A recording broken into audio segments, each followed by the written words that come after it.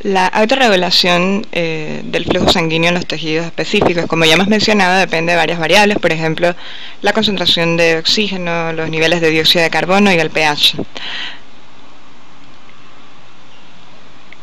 Cuando hay cantidad adecuada de nutrientes o inadecuada, también se afecta el flujo sanguíneo de dicho tejido. ¿Cuál de las dos condiciones, adecuada parte de nutrientes o baja cantidad de nutrientes, hará que el esfínter precapilar se mantenga abierto en la mayoría de los tejidos? Por supuesto que una disminución de los nutrientes. Esto hará que estén más disponibles a mayor cantidad de tejidos. Vamos a ver algunas condiciones de alteraciones de la homeostasis, como la temperatura corporal normal, que es de 98.6 grados Fahrenheit, o en el caso de la fiebre, en este caso tenemos una fiebre arriba de 102 grados Fahrenheit. ¿Cuál de las condiciones hará que aumente la apertura de los esfínteres precapilares? Definitivamente que lo hará la fiebre. Y así vemos que de esta forma está disminuyendo la temperatura.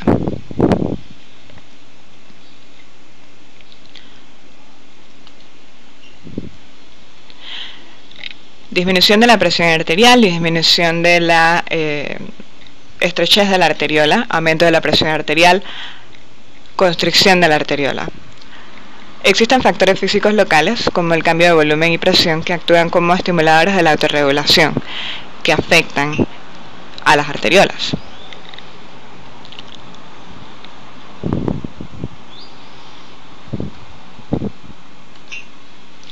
En el caso de un aumento de la presión arterial y un estrechamiento de la arteriola, ocurre una disminución del flujo a nivel de los lechos capilares. Con una disminución de la presión arterial ocurre un aumento de la circulación a través de estos lechos capilares.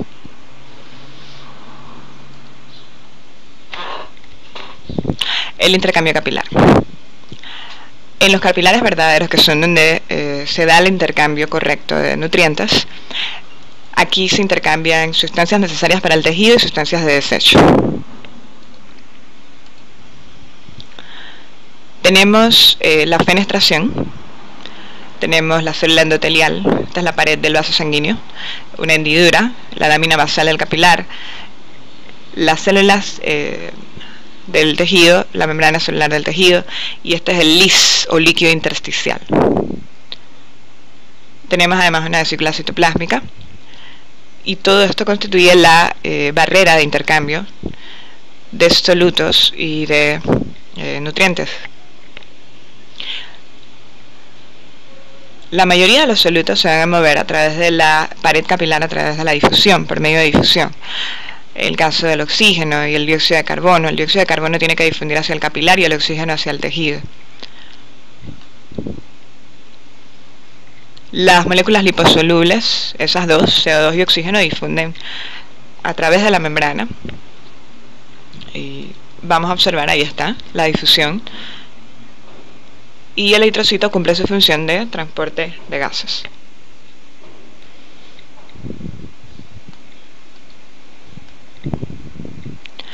Hay algunas moléculas que por su solubilidad no pueden difundir a través de la membrana, sino que tienen que ser transportadas a través de las vesículas citoplásmicas por un proceso llamado exocitosis.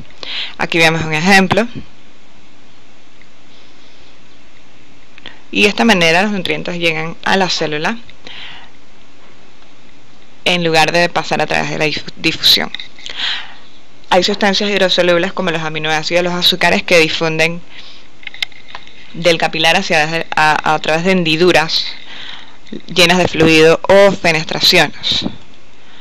Tenemos aquí aminoácidos y algunos glúcidos llegando hacia los tejidos.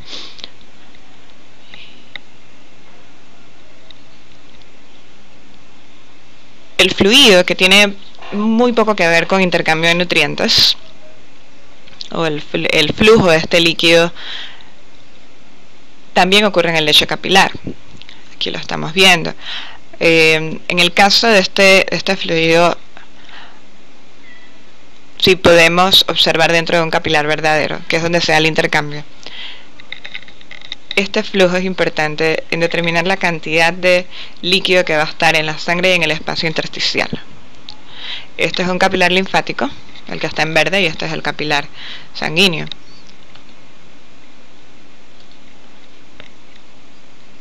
A medida que el fluido en los espacios tisulares o LIS está variando, la distancia que los solutos deben viajar entre la sangre y los tejidos cambia proporcionalmente, precisamente porque ese líquido aumenta el grosor de la membrana de intercambio y altera entonces la difusión de algunas sustancias.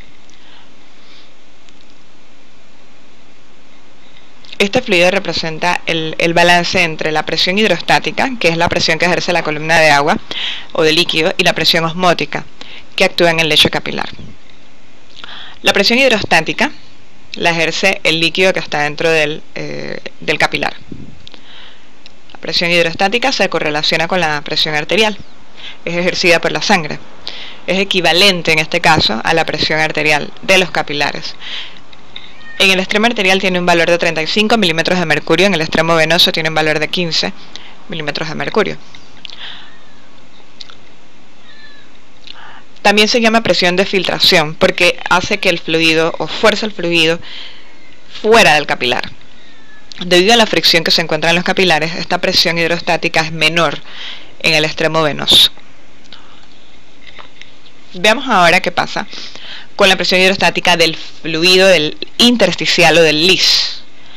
Esa presión es mucho menor, es de 1 milímetro de mercurio, y esa presión se opone al intercambio capilar, pero es muy baja, así que no le gana.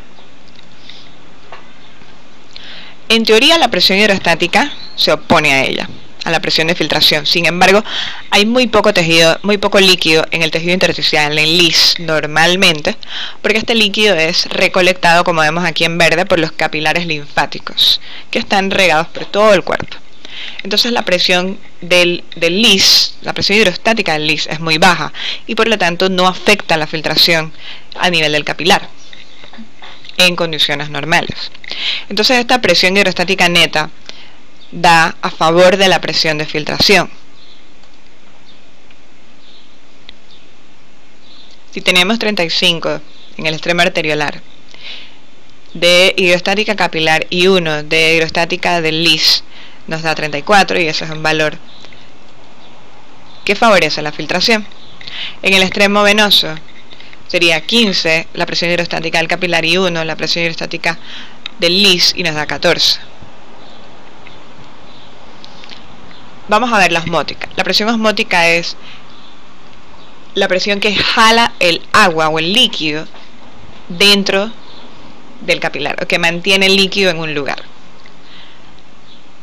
Esta presión es ejercida por solutos que no difunden, como las proteínas, la albúmina específicamente. A mayor concentración de proteínas, mayor la presión osmótica. En cada uno de estos matraces vamos a ver concentraciones de solutos en un saco y en una solución que lo rodea. Tenemos, dentro del saco aquí hay 100 moléculas de soluto y la solución tiene 80.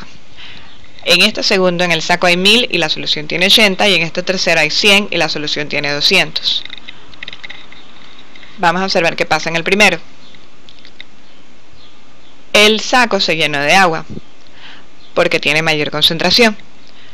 Aquí se reventó y aquí se encogió.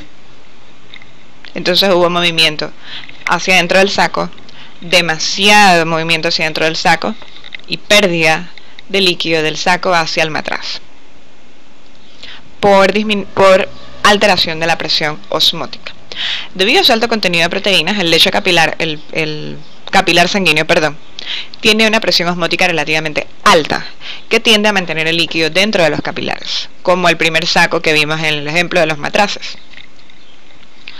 El líquido intersticial, el LIS, contiene pocas proteínas, porque las proteínas que se lleguen a derramar, los linfáticos se encargan de recogerlas. Entonces la presión osmótica del LIS es muy baja,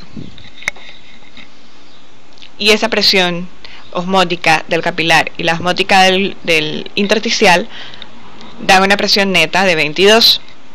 Si restamos 25 menos 3 nos da 22, y esa presión es a favor de mantener el líquido dentro del capilar. Ambas, la presión hidrostática y la presión osmótica, afectan el flujo en el lecho capilar. Recordemos que las fuerzas de presión hidrostática hacen que el líquido o promueven que el líquido salga del capilar, y la osmótica promueve que el líquido se mantenga dentro del capilar. Si la hidrostática es mayor que la osmótica, el líquido sale del capilar. Si la hidrostática es menor que la osmótica, el líquido entra al capilar. ¿Qué pasará en el extremo arterial? ¿El líquido sale o el líquido entra? El líquido sale, a favor de la presión hidrostática.